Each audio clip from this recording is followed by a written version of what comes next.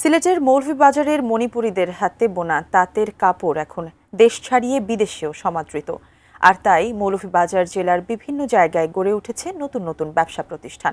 লাভবান হচ্ছেন ব্যবসায়ীরা এবং কর্মসংস্থান তৈরি হচ্ছে এই অঞ্চলের বেকার অনেক তরুণ তরুণীদের।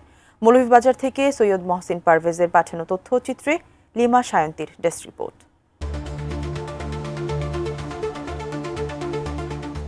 বাংলাদেশে সিলেট অঞ্চলে অষ্টাদশ শতক থেকে মণিপুরীদের বসবাস। বর্তমানে দেশে প্রায় ১.৫ লাখ মণিপুরী বসবাস করেন। এর মধ্যে মণিপুরী সম্প্রদায়ের বড় একটা অংশ মৌলভীবাজার জেলার বিভিন্ন উপজেলায় বসবাস করেন। এখানকার মণিপুরী নারীদের নিজস্ব তাঁতে তৈরি কাপড়ের বেশ সুনাম রয়েছে। আর তাই তো মণিপুরীদের তৈরি কাপড়কে ঘিরে গড়ে উঠছে ব্যবসা, সেই সঙ্গে অনেক বেকার তরুণ তরুণীদেরও হয়েছে কর্মসংস্থান। মণিপুরীদের তৈরি এই তাঁতবস্ত্র এখন রপ্তানি হচ্ছে বিদেশেও। মণিপুরী নারী তাঁতিরা জন্মসূত্রে মায়ের কাছ থেকেই তাঁতের কাজ শেখেন। এ সম্প্রদায়ের শতকরা ৯৫% নারী তাঁত শিল্পের সঙ্গে জড়িত। শ্রীমঙ্গল, কমলগঞ্জ ও জুড়িতে প্রায় ৬০টি গ্রাম মণিপুরী তাঁত শিল্পের জন্য বিশেষভাবে খ্যাত।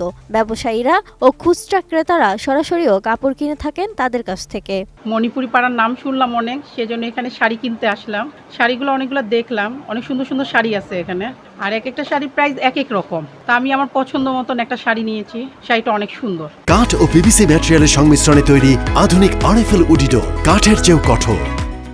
নানা রঙের সুতোয় ফুল বোনা এই তাঁতের কাপড়ের দেশে বিদেশে ব্যাপক চাহিদা থাকায় মণিপুরী নারীরা কাজটিতে বেশ উৎসুক। সেই সাথে বাংলাদেশের প্রাচীন হস্তশিল্পের মধ্যে মণিপুরী এই হস্তশিল্প এখন ব্যবসায়ীদের কাছেও সুপ্রসিদ্ধ।